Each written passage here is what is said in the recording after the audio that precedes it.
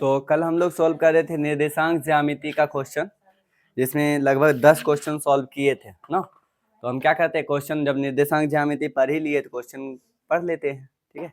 और जो क्वेश्चन, जैसे कि माना कि जो क्वेश्चन अभी डॉट के रूप में हम छोड़ दे रहे हैं, फिलहाल उसे क्या करना है, उसका आंसर याद कर लेना। आंसर याद क्या करना, देख लेना आंसर बस एक बार, है ना। 2-3 क्वेश्चन डॉट के रूप में छूटेगा, या तो क्वेश्चन गलत होता है या तो उस क्वेश्चन में दम नहीं है, ठीक है ना। मतलब पूछ दे रहा है तो तेरी के तो बनाना स्टार्ट करे। तो कल हम लोग कितना तकला देख लिए थे, देखना तो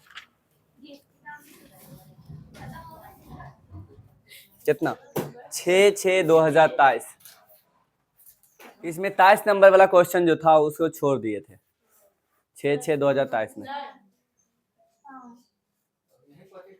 हाँ हाँ, अब देखना ये कौन सा क्वेश्चन रहा। ये क्वेश्चन हो गया 11 नंबर। 11 में ये दिया हुआ है कि बिंदु 1 2 3 3 बिंदु है और वो संरेख है, और यहाँ पे बोला गया है अगर संरेख है तो x का मान निकालना है। इन क्वेश्चन है। अब यहाँ देखना कि संरेख का पहले मतलब समझते हैं। जैसे कल हम लोग त्रिभुज के बारे में पढ़े थे ना। त्रिभुज किसे कहते हैं? 3 भुजाओं से घिरी हुई बंद आकृति को त्रिभुज कहते हैं। भुजा के आधार पर त्रिभुज 3 प्रकार का, समबाहु, समद्विबाहु, विषमबाहु।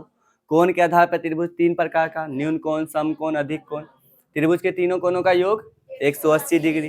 त्रिभुज का परिमाप क्या होता है? a + b + c, तीनों भुजाओं का जोड़। क्षेत्रफल क्या होता है? 1/2 गुना क्या? आधार गुना शीर्ष लंब। ये पढ़े थे ना। अब यहाँ देखना, वो तो ऐसे क्षेत्रमिति में बताया कि ऐसे ऐसे क्षेत्रफल निकलता है, लेकिन ये निर्देशांक ज्यामिति में त्रिभुज का क्षेत्रफल कैसे निकालेंगे? बिंदु दिया हो तब भी हम त्रिभुज का क्षेत्रफल निकाल सकते हैं।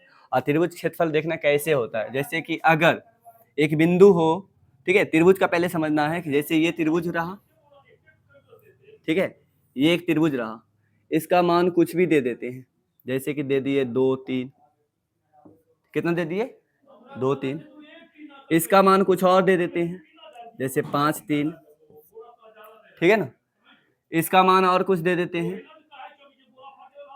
इसका मान दे देते हैं 4 और 2, कुछ भी दे दिए ना। अब ये एक त्रिभुज हो गया। और त्रिभुज में कितने शीर्ष होते हैं? 3 शीर्ष होते हैं, तो यहाँ 1 2 2 3 हो गया ना। अब त्रिभुज का क्षेत्रफल कैसे निकालेंगे और कौन फॉर्मूला से निकालेंगे? तो यहाँ देखना, त्रिभुज का जो क्षेत्रफल होता है वो फॉर्मूला कैसे बैठाएंगे? 1/2, ठीक है। अब आधार गुना शीर्षलंब ना करते थे, लेकिन इसमें कोई आधार गुना शीर्षलंब नहीं करना होता है। यहाँ पे 3 बिंदु है, 1 2 और 3। अब तीनों में देखना, पहला वाला x, दूसरा वाला y। ये भी क्या है? पहला x दूसरा y, पहला x दूसरा y। इसको x1 बोलेंगे तो ये y1, इसको x2 तो y2, x3 तो y3। मतलब ये रहा कि अगर हम यहाँ पे 2 लिखेंगे ऐसे करके, 2 गुना, ठीक है, यहाँ 2 लिखेंगे ना, अब अगला पे आ जाएंगे, इसको छोड़ देना, इसका काम करना स्टार्ट करेंगे। तो अब आगे आ जाना है, आगे का y लेना है। इसका y कितना होता है? 2, इसका भी y लेना है, -3 हो गया। एक का काम समझ में आया? मतलब कि इसका अगर x ले रहे तो ये दोनों क्या लेंगे? y लेंगे। इसके y में से इसको घटा देंगे, एक का काम हो गया। अब इसका काम करना है, अब इसका काम बताना। इसका जब x लेंगे 4 लेंगे तो बताना अब इसके आगे कौन है? ये, तो बताना। इसका y 3 है और यहाँ भी क्या है? 3। इसको क्या करेंगे? घटा देंगे। आया समझ में? फिर क्या करना है बताना है। फिर इसका भी काम हो गया ना, अब किसका काम करेंगे? इसका काम करेंगे। तो बताना, जब इसका x लेंगे तब क्या करेंगे हम लोग? इसका, ये दोनों को क्या लेंगे? इसके आगे कौन है? ये, तो 3 - 2। मतलब इस प्रकार से घूमते रहेंगे। बताओ, तीनों काम हो गया। ये पहला का काम, इसका काम x लेके, ये किसका x लेके? दूसरा वाला का, ये तीसरा वाला, तीनों ले लिए ना। इस प्रकार से करना है। अब यहाँ पे इससे सॉल्व कर देना है। 1/2, यहाँ बताना, 2 में से 3 घटेगा कितना होगा? -1। -1 गुना 2 कितना होगा? -2। मतलब 3 में से 3 गया कितना? 0। और ये 4 कितना है? ये 4 है ना, तो 4 गुना 0 मतलब कितना होगा? 0 ना होगा। 4 में 0 गया, मतलब 4 गुना 0 गुना होके क्या हो जाएगा? 0। बताना, 5 हो गया और 3 में से 2 गया 1, तो 5 इकाई कितना होगा? 5 ही ना होगा, तो बताना यहाँ कितना होता है 1/2, ठीक है, गुना, ठीक है ना, 1/2 और गुना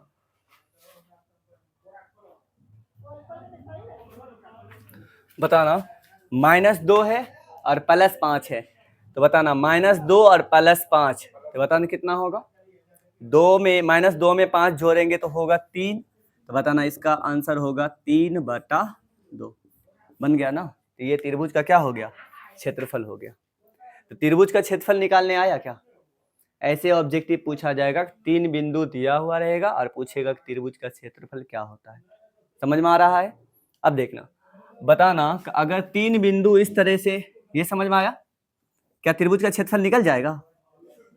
कैसे निकालेंगे, समझ में आया, कैसे निकालेंगे। 1/2 इसका x लेंगे तो ये दोनों क्या लेंगे, y, तो यहाँ पे x इंटू करके, तो इसे क्या करना है, एक त्रिभुज का ये क्या निकाले मालूम है ना, क्षेत्रफल निकाले हैं। तो इसे जरूर याद रखना है क्योंकि त्रिभुज का क्षेत्रफल फॉर्मूला पूछा जाता है, ठीक है ना, हो जाएगा। तो इसे क्या करते हैं, मिटा देते हैं।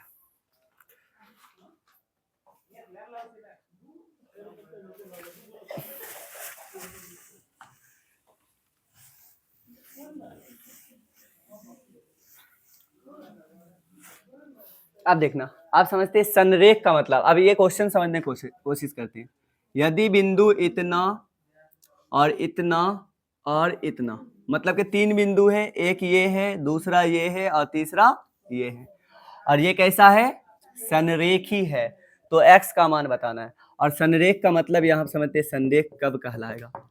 संरेख का मतलब होता है एक ही रेखा पर, ठीक है ना, एक ही रेखा पर हो तो उसे संरेख कहते हैं। जैसे बताना, ये 3 बिंदु हम खींचे हैं, 3 बिंदु बताना, ये ऐसे, फिर ऐसे और ये ऐसे, बताना ये 3 बिंदु रहा, तो बताना कि ये बिंदु A और ये यहाँ से यहाँ तक बिंदु B और ये यहाँ से यहाँ तक बिंदु कितना हो गया, C, तो बताना तो A और B C एक ही रेखा पर है क्या, एक रेखा पर। जैसे यहाँ देखना, ये सीधा रहा, ये रहा A और ये रहा B और ये रहा C, बताना ये एक रेखा पर है और ये एक रेखा पर है नहीं, तो संरेख का मतलब होता है एक ही रेखा पर। तो बताना ये एक रेखा पर है और ये एक रेखा पर नहीं है। ये तो समझ में आया। तो बताना, तो ये बोला जा रहा है कि ये तीनों बिंदु ऐसा है, संरेख है। संरेख का मतलब हो गया एक ही रेखा पर। और बताइए संरेख है क्या, नहीं। बताना है जैसे यहाँ पर ये 3 बिंदु खींचे, बताना है क्या ये संरेख है, A B और C, क्या A B C संरेख है, तो बोलना है नहीं है। बताना ऐसे खींच दिए 1 2 3, अब बताना अब संरेख है A B C, है ना। तो एक ही रेखा पर हो तो बताना, जब एक ही रेखा पर होता है तो त्रिभुज बनता है क्या, त्रिभुज बना, नहीं बना। और अगर थोड़ा सा हट गया तो त्रिभुज बनता है या नहीं बनता है, बन जाता है। तो बताना है जैसे ये देखना, A B और C एक रेखा पर नहीं है, तो बताना त्रिभुज बना या नहीं बना, बना। 3 बिंदु जब एक ही रेखा पर हो तब त्रिभुज नहीं बनता है, और जब 3 बिंदु एक रेखा पर नहीं हो मतलब संरेख नहीं हो तब क्या होता है, त्रिभुज बनता है। तो बताना यहाँ संरेख है तो क्या त्रिभुज बनेगा, त्रिभुज नहीं बनेगा। तो त्रिभुज का जब बना ही नहीं तो क्षेत्रफल कितना आएगा, 0। त्रिभुज का क्षेत्रफल कितना आएगा, 0 होगा ना। तो बताना यही बोला जा रहा है, अगर संरेख हो तो त्रिभुज का क्षेत्रफल कितना होता है, 0 होता है। तो यहाँ पे लिखना है, यहाँ पे लिख देते, चूंकि दी हुई बिंदुएं संरेख है इसलिए त्रिभुज का क्षेत्रफल 0 होगा। क्या इतना याद रह पाएगा, ये लिख दिए पॉइंट में ताकि लिख लेना है इसे कि याद रहे संरेख का मतलब क्या होता है। संरेख का मतलब भी अगर बोला जाए तो यहाँ पर लिख देते हैं, संरेख का मतलब होता है एक ही रेखा पर बिंदु होना चाहिए, बिंदु होना चाहिए। और एक ही रेखा पर जब बिंदु होगा तो बताना क्षेत्रफल कितना होगा, 0।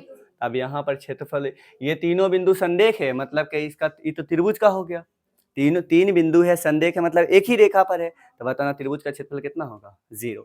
इसमें त्रिभुज का क्षेत्रफल तो अभी तुरंत बताए थे ना, क्या होता है बताना, तो इसीलिए क्षेत्रफल कितना होगा त्रिभुज का, 0 होगा, 0 के बराबर। तो त्रिभुज का क्षेत्रफल याद है, क्या बोले थे अभी, 1/2 बताना।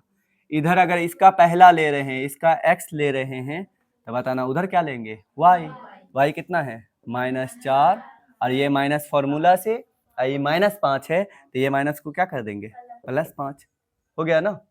फिर बताना है, इसका काम हो गया, अब इसका काम करना है, कितना लेंगे -3, तो बताना इधर क्या है -5, और -5 के बाद कहाँ आएंगे, यहाँ -2, हो जाएगा। फिर बताना, फिर प्लस, अब किसका काम करेंगे, इसका काम तो हो ही गया, 7 का काम करेंगे, तो बताना +7 लेंगे, तो फिर कहाँ से काम करेंगे, यहाँ, बताना 2 और -4, लेकिन ये -4 खुद था, तो इसको क्या बना देगा, प्लस बना देगा, आया समझ में। और ये क्षेत्रफल कितना हो जाएगा, 0 के बराबर हो जाएगा, समझ में आ गया, क्योंकि ये संदिग्ध था, तो जब त्रिभुज का क्षेत्रफल कितना होगा, 0 के बराबर। अब इसे सॉल्व करना है, आराम से बन जाएगा, ठीक है। अब यहाँ देखना है, इसे या का निशान देते हैं, बताना 1/2 इधर किस में है, गुना में, और उधर जाएगा तो क्या हो जाएगा, भाग में। तो बताना 0 में कोई भी संख्या से भाग दे दे, तो आंसर क्या आता है, 0 ही आता है। तो यहाँ 1/2 से भाग देंगे, उधर भेज देंगे तो 0 बनेगा। तो बताना ये 1/2 को उधर भेज दिए तो क्या बन गया, 0। इसे भूल जाना है, समझ ले कि 0 बन गया। अब यहाँ करना है, बताना है -4 और +5 कितना होगा, एक ही ना होगा, तो 1 गुना x क्या होगा, सिर्फ x होगा, सिर्फ x, तो इसका काम हो गया। अब इधर बताना है -5 और -2 कितना होगा, -7, और -7 गुना -3, माइनस माइनस प्लस, और 3 7 21, तो ये हो गया। फिर बताना इसका भी काम हो गया। अब इसका करना है 4 और 2 6, और 6 7 42, तो यहाँ पे लिख दिए कितना 42, अब बराबर कितना हो गया 0, यही ना है।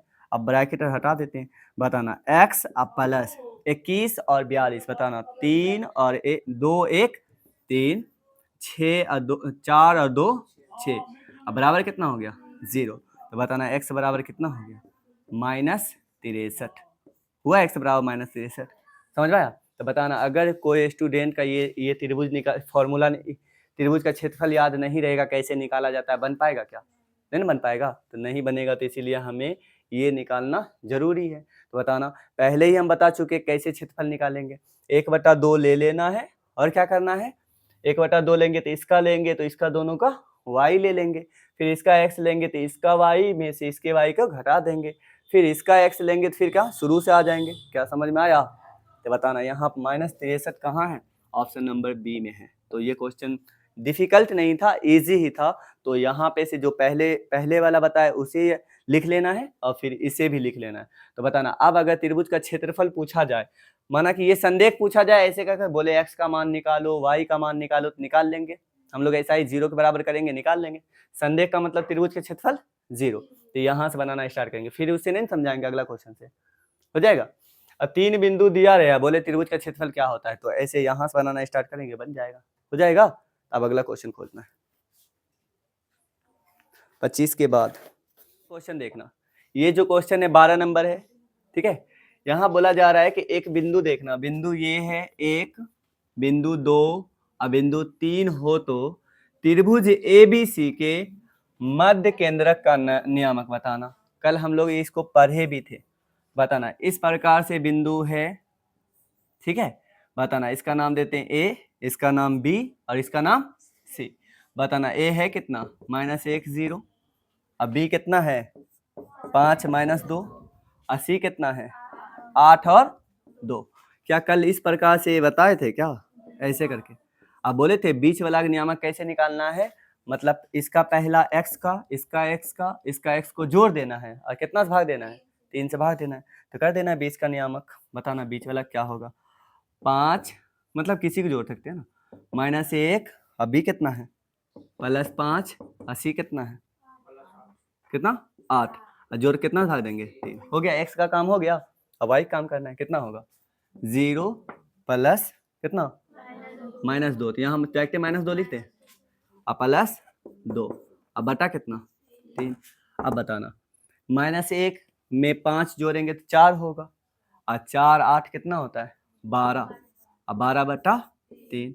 इधर बताना ये माइनस ये +2 गया, कितना बचा 0, तो 0/3। तो बताना यहाँ कितना होता है 3 इकाई 3, 3 चौके 12, कितना हुआ 4, और यहाँ पे जीरो में कोई भी संख्या भाग देने से क्या आता है 0, हो जाएगा। तो ये क्या रहा, ऑप्शन नंबर सी सही है। हो गया, डिफिकल्ट भी है। तो बताना, अगर कभी तीन बिंदु दिया रहे और केंद्रक का पूछे नियामक क्या होता है, तो बन जाएगा ना। क्या करना है, तीनों को जोड़ देना है, 3 से भाग दे देना है, ठीक है। वाई में भी वही करना है, तीनों को जोड़ देना है और 3 से भाग दे देना है। ये क्वेश्चन हो गया। तो ये 12 क्वेश्चन सॉल्व हो गया। अब 13वां देखना है, ठीक है, 13वां खोज। अब इस 13 क्वेश्चन में देखो क्या बोला जा रहा है। 4 बिंदु है, इस बार ये रहा एक, उसके बाद दूसरा ये, और तीसरा ये, और चौथा ये। 4 बिंदु हो गया। तो 4 बिंदु है तो चतुर्थांश होगा, और 3 बिंदु रहता तो त्रिभुज रहता। तो बताना कौन सा चतुर्भुज है, यही ना। अब रही बात समांतर चतुर्भुज, तो थोड़ा सा जैसे त्रिभुज समझ में आता है ना, समबाहु त्रिभुज, समद्विबाहु, विषमबाहु, ये सब तो समझ में आता है। तो हमें थोड़ा चतुर्भुज के बारे में बोला गया, तो थोड़ा सा पढ़ ले चतुर्भुज के बारे में। चतुर्भुज कहते किसे, थोड़ा सा नॉलेज हो जाएगा, ठीक है। अब देखना, फिर क्वेश्चन बनाते रहेंगे। तो चतुर्भुज किसे कहते हैं, ये देखना।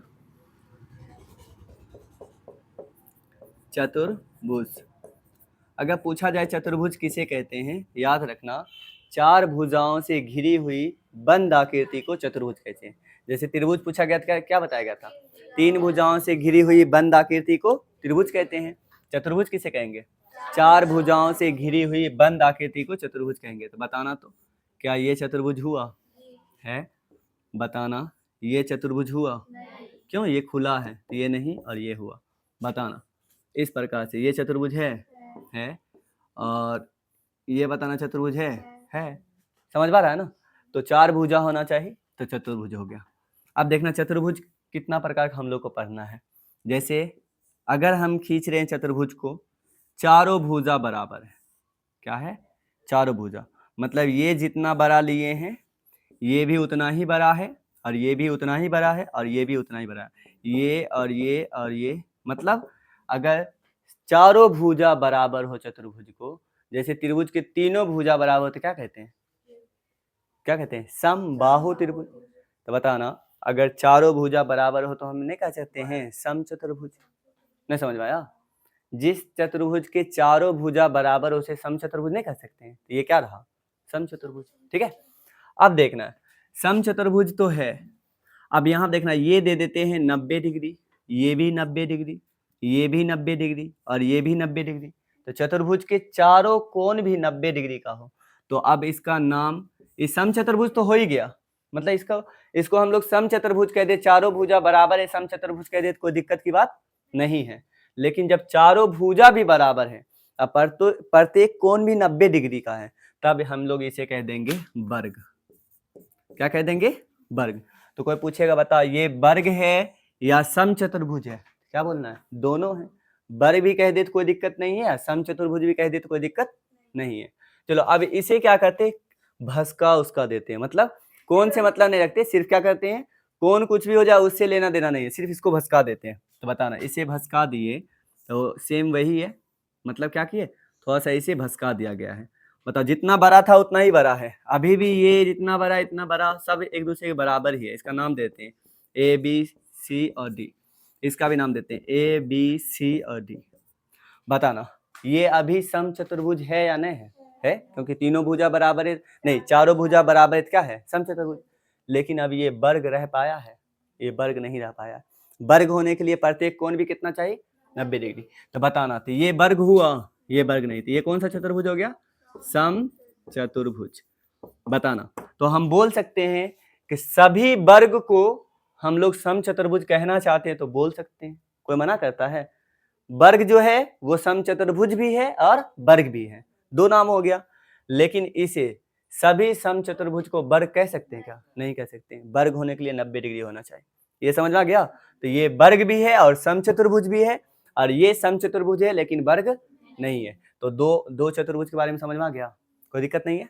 अब देखना है ये पहला और ये दूसरा, अब तीसरा देखना है। और जैसे ये रहा, बताना ये आमने सामने की भुजा बराबर हो, जैसे ये जितना है ये भी कितना रहेगा, उतना ही बड़ा रहेगा, ठीक है। ये जितना है ये भी उतना ही बड़ा रहेगा, और ये जितना है ये भी उतना ही बड़ा रहेगा। ये दिख रहा है ना, मतलब कि इसके सामने वाला ये, ठीक है, और इसके सामने वाला ये, दोनों एक दूसरे क्या है, बराबर। अगर बराबर हो तो मतलब कि ये और ये बताओ कहीं भी भगाते चले जाए इसे आगे, ठीक है, और इसे कहीं भी भगाते चले जाए, बताओ कटने वाला है क्या, नहीं ना कटेगा, मतलब कि समांतर है ना, समांतर। तो क्या बताना, इसे हम समांतर चतुर्भुज कह सकते हैं या नहीं कह सकते हैं। ऊपर भी कहीं भगाते चले जाए समांतर चतुर्भुज कहेंगे या नहीं कहेंगे, कहीं पे नहीं कटेगा। चलो बताना, इसको समांतर चतुर्भुज कह सकते हैं, इसको भी कहीं लेके जाए, इसे पीछे भी कहीं, ऊपर भी कहीं, इसको हम समांतर भी कह सकते हैं, कोई दिक्कत नहीं है। अरे कहने का मतलब बचपन से हम लोग सिर्फ वर्ग पढ़े हैं तो वर्ग ही नहीं पढ़ना है, पहले मतलब समझना है। इसे हम लोग वर्ग भी कह सकते हैं, समचतुर्भुज भी कह सकते हैं, समांतर चतुर्भुज कहने का मन है वो भी कह सकते हैं, तो तीनों का तीनों नाम इसे दे सकते हैं। इसे बताना, इसे आमने सामने की भुजा समांतर हुआ तो हम लोग इसे समांतर चतुर्भुज कह सकते हैं। लेकिन प्रत्येक कोण 90 डिग्री का हो, इसका नाम अब अलग रख देंगे, इसको क्या कहेंगे, आयत कहेंगे। ये क्या हो गया, आयत। तो ये आयत भी है और समांतर चतुर्भुज भी है। लेकिन अगर इसको भसका दिया जाए तब क्या हो जाएगा, देखना, अगर इसे भसका दिया जाए तो वो इस प्रकार से हो जाएगा। तो अभी भी तो ये समांतर चतुर्भुज है, ये आगे कहीं भगा दे तो कोई दिक्कत नहीं है, इसे कहीं भगा दे तो कोई दिक्कत नहीं है, इसे कहीं भगा दे तो नहीं कटने वाला है। तो अभी भी ये आमने सामने की भुजा आपस में बराबर है, ठीक है, लेकिन 90 डिग्री नहीं है। ए बी सी डी, इसका भी नाम देते हैं ए बी सी डी। बताना ये कौन सा चतुर्भुज होगा, इसको कहेंगे समांतर चतुर्भुज, समांतर चतुर्भुज। तो बताना, तो ये क्वेश्चन में कौन सा चतुर्भुज के बारे में बात कर रहा है, समांतर चतुर्भुज। आप समझ में आया कैसा बात कर रहा है, इसके बारे में बात कर रहा है, ना कि इसके, ना कि इसके, ना कि इसके, समझ में आ रहा है ना। तो ये समांतर चतुर्भुज। एक और चतुर्भुज होता है जिसे हम लोग, एक भुजा समांतर रहेगा और दूसरा किसी प्रकार से खींच दे, कोई दिक्कत की बात नहीं, ठीक है, दूसरा समांतर होना जरूरी नहीं। इसको हम लोग कहेंगे समलंब चतुर्भुज। क्या कहेंगे, समलंब चतुर्भुज। तो बताना चतुर्भुज कितना प्रकार पढ़े हैं, 5 प्रकार का। तो 1 2 3 4 बताना। एक हो गया वर्ग, वर्ग को भसका के क्या बनाए हैं, समचतुर्भुज। बता, एक रहा आयत, आयत को भसका क्या बनाए, समांतर चतुर्भुज। ये क्या हो गया, समलंब चतुर्भुज। तो 5 प्रकार के चतुर्भुज समझ में आया। तो चलो, तो ये समझ में आया। तो अब हम लोग को क्या करना है, समांतर चतुर्भुज मतलब इसके बारे में पढ़ना है, आमने सामने की भुजा क्या है, बराबर है। तो अब हम लोग इस क्वेश्चन पे आएंगे, तो ये हो जाएगा ना, मिटा दे इसको।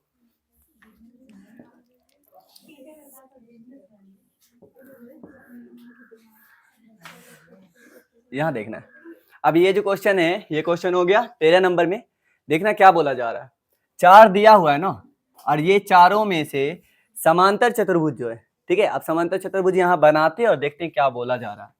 तो समांतर चतुर्भुज किसे कहेंगे, आमने सामने की भुजा कैसा होगा, बराबर होगा, ठीक है, आमने सामने की भुजा बराबर दे दिए और सब भी बराबर है, समांतर चतुर्भुज कह सकते हैं हम लोग।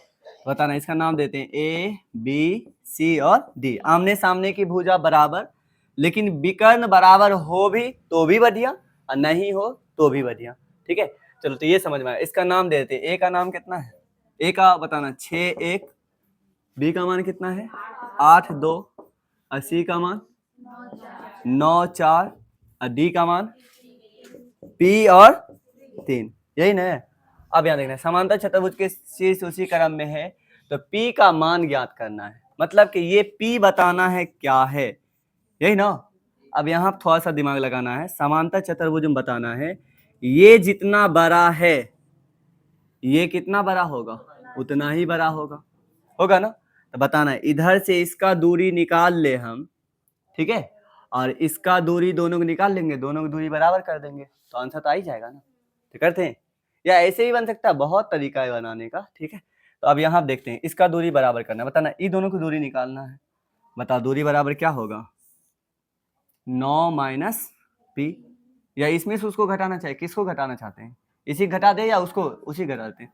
9 माइनस पी का होल स्क्वायर प्लस क्या होगा 4 माइनस 3 का होल स्क्वायर। चलो, ये दूरी हो गया, तो ये जितना बड़ा है ये भी तो उतने बड़ा होगा, मतलब दोनों क्या होगा, बराबर। इसको करो रूट अंडर 8 माइनस 6 का होल स्क्वायर, और क्या होगा 2 माइनस 1 का होल स्क्वायर। बताओ, इधर भी स्क्वायर है उधर भी स्क्वायर है, इधर भी वर्क कर दे उधर भी वर्क कर दे तो रूट से अंदर से बाहर आ ही जाएगा। ठीक है, तो ये और ये गया। बताना ये इधर क्या बचा, 9 माइनस पी का होल स्क्वायर। ऐसा करते हैं, इसे ऐसा ही रखते हैं अभी, 9 माइनस पी का होल स्क्वायर ऐसा ही रखे ना। अब यहाँ देखना है, बताना तो इसको क्या कर सकते हैं, 4 में से 3 गया 1, 1 का स्क्वायर 1, उधर बताना 8 में से 6 गया 2, 2 का स्क्वायर 4, 2 में से ये गया 1, 1 का स्क्वायर 1, तो बताना इधर क्या होता है, तो 9 माइनस पी का होल स्क्वायर हुआ, और बराबर उधर बताना क्या होता है, एक इधर प्लस है उधर जाके माइनस ना हो जाएगा, एक एक गया, ये प्लस है ना उधर जाएगा माइनस, तो बताना क्या बचा, 4 बचा ना 4। अब यहां देखना है ये, बताना 9 माइनस पी, और इधर से स्क्वायर हटाएंगे तो उधर क्या चढ़ेगा, रूट चढ़ेगा, तो उधर रूट 4 होगा, लेकिन रूट चढ़ता है प्लस माइनस के साथ, और क्यों प्लस माइनस के साथ चढ़ता है यहाँ पे देखना है। जैसे बताना 2 का स्क्वायर का मतलब क्या होता है, 2 गुना 2 बराबर कितना 4। ठीक है, अब बताना है -2 का स्क्वायर कितना होता है, -2 गुना -2, तो माइनस माइनस प्लस और 2 दूना 4, वो भी तो 4 ही होता है। मतलब का अगर हम रूट 4 को रखते हैं तो 2 भी आ सकता है, और रूट 4 को रखते हैं तो -2 भी आ सकता है, तो वही तो बोले प्लस माइनस साथ चढ़ाना है। और जब बताना यहाँ पर 9 माइनस पी बराबर प्लस माइनस क्या होगा 2, प्लस वाला 2 सही भी है और माइनस वाला भी 2 सही है, समझ आ रहा है ना। तो बताना एक बार क्या करना है, पॉजिटिव लेना है, और एक बार क्या करना है, निगेटिव लेना है। अगर हम प्लस को मान ले, प्लस लेके काम करें, तो 9 माइनस पी अब बराबर कितना होगा 2, तो बताना इधर माइनस पी या पी को उधर भेज दो, उधर जाके प्लस पी हो जाएगा, 2 को इधर बुला लो तो कितना हो जाएगा, इधर आके 2 माइनस में हो जाएगा, नहीं होगा, पी को किधर भेज दिए, उधर पी भेज दिए, और 2 को इधर बुला लिए तो इधर आके -2 होगा ना। अब बताना 9 में से 2 घटाएंगे कितना होगा 7, तो 7 बराबर पी या पी बराबर 7। अब एक और निगेटिव लेते हैं, यही ना निगेटिव है माइनस वाला।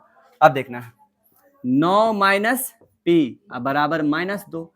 अब बताना पी को उधर भेज देते तो क्या हो जाता है पी, और 2 को इधर भेज बुला लेते तो क्या हो जाता है +2, तो 9 था 2 और आके +2 हो गया, तो 9 2 11, तो यहाँ क्या हो गया 11, तो पी का मान 11 भी सही है और पी का मान 7 भी सही है। तो यहाँ कहीं है ऑप्शन नंबर ए में क्या है, ए राइट है। तो समझ में आया, क्वेश्चन ये डिफिकल्ट नहीं था, बनाए बताना ये समझ में आया, समांतर चतुर्भुज किसे कहते हैं। अब बताना अगर हमें समांतर चतुर्भुज का मतलब ही नहीं समझ में आए तो क्वेश्चन हम बना पाते नहीं बना पाते, तो थोड़ा चतुर्भुज का नॉलेज होना चाहिए। ठीक है, तो चतुर्भुज बताना कितने प्रकार का, 5। एक वर्ग, वर्ग को भसका के क्या बनाए हम लोग, समचतुर्भुज। बताना आयत, आयत को भसका के क्या बनाए, समांतर चतुर्भुज। बताना आयत किसे कहते हैं, वर्ग किसे कहते हैं, वो तो समझ में आया, जब कॉपी में लिख लेंगे और 2-4 बार डेली डेली देखेंगे तब तो समझ में आ जाएगा। ठीक है, तो यहाँ पर ये क्वेश्चन तो हो ही गया, डिफिकल्ट नहीं है। और बताने में हम प्रोसेस थोड़ा लंबा कर दे रहे हैं, और अपने से बनाना है क्या करना है, बहुत जैसे तैसे शॉर्टकट मारना है। ठीक है ना, ये जैसे तैसे खींचे तेजी तेजी करके, मतलब ये देखे वो देखे बना देंगे आराम से, समझ आ रहा है ना। 1 मिनट 2 मिनट में आराम से बन जाएगा, और टाइम बहुत पर्याप्त होता है, 2 घंटा टाइम देता है, और कितना बनाना होता है 120, है ना। और 2 घंटा बताना, माना कि 2 घंटा में 120 बन जाएगा, आराम से बनेगा। और कैसे बनेगा बताना, कि जो ऑब्जेक्टिव उर्दू वाला होगा या हिंदी होगा या इंग्लिश होगा, क्या उसे बनाने में टाइम लगेगा, वो तो तुरंत बन जाएगा। तो वो सारा टाइम बचा कहाँ लगाना है, मैथ में ही लगाना है। तो ये ध्यान देना है कि पहले जो पेपर अच्छा है, जैसे उर्दू अच्छा है तो पहले उर्दू बना लेना है, इंग्लिश अच्छा है तो पहले इंग्लिश बना लेना है, चाहे मैथ अच्छा है पहले मैथ बनाना है। क्या करे बाद में ये पछतावा ना हो कि ये छूट गया, समझ आ रहा है ना। पहले जो जो हल्का लग रहा है, जैसे एक राउंड में बनाते चलेंगे, जैसे हम एग्जाम दिए थे ना, पहले आराम से बैठ के बनाते जा रहे, एक राउंड में बनाते गए जितना बनता, ठीक है ना, एक राउंड में। उसके बाद बनाए तो लगभग बना, ठीक ठाक बना। फिर दूसरा राउंड में फिर पता चल जाता है ना कि यहाँ पर ये क्वेश्चन देख दाख के छोड़े, दूसरा राउंड में फिर बनाना स्टार्ट करेंगे तो आराम से बन जाएगा, ठीक है ना, तो अच्छा खासा बन जाएगा। इसीलिए अब ऐसा नहीं है कि हम पूरा टाइम लगा दे, बताना हम जान रहे कि ये मैथ टाइम लगेगा, बनेगा तो है ही नहीं, अब बनेगा भी तो थोड़ा टाइम लग जाएगा, तो क्या करना है हमें उस क्वेश्चन को छोड़ के आगे चल देना, ठीक है ना। फिर बाद में टाइम मिला तो बढ़िया, नहीं मिला तो और बढ़िया, छोड़ देंगे उसको, या अंदाजी रंगेंगे, वही ना, माइनस मार्किंग तो है नहीं तो अंदाजी मार खाएंगे। तो ये समझ में आया ना, जो बनता है पहले उसे बनाना है। तो ये कितना क्वेश्चन हो गया, 13 हो गया। अब 14 देखना है, तो उलटना है, 14 नंबर खोजना है। अब देखना ये क्वेश्चन में ये भी बहुत इजी है, ठीक है। तो ये रहा 14 नंबर का, बताना बोला गया x और 0 किस अक्ष का निर्देशांक है। तो बताना x और 0 क्या हुआ है, देखना, बताना किसका मान 0 है, y का मान, बताना। तो y का मान अगर 0 हो तो वो बिंदु कहाँ होता है, x अक्ष पर होता है ना। तो बताना बोला गया मूल बिंदु का है या y अक्ष का है या x अक्ष का है, कहाँ पर है, x अक्ष पर होगा। बताना y0 तो बिंदु होगा कहाँ पर, x अक्ष पर, और x0 तो बिंदु होगा कहाँ, y अक्ष पर, और दोनों 0 हो तब कहाँ होगा, मूल बिंदु पर, यही ना होगा। और दोनों का मान कुछ न कुछ होगा तब कहीं कोनो चतुर्थांश में होगा। ये समझ में आया। तो बताना, देखो तो यहाँ ये 0 है, x का मान कुछ न कुछ है, तो कहाँ होगा, x अक्ष पर। ऐसे आंसर का ले रहा है, यही ना होगा। चलो तो अगला देखना है।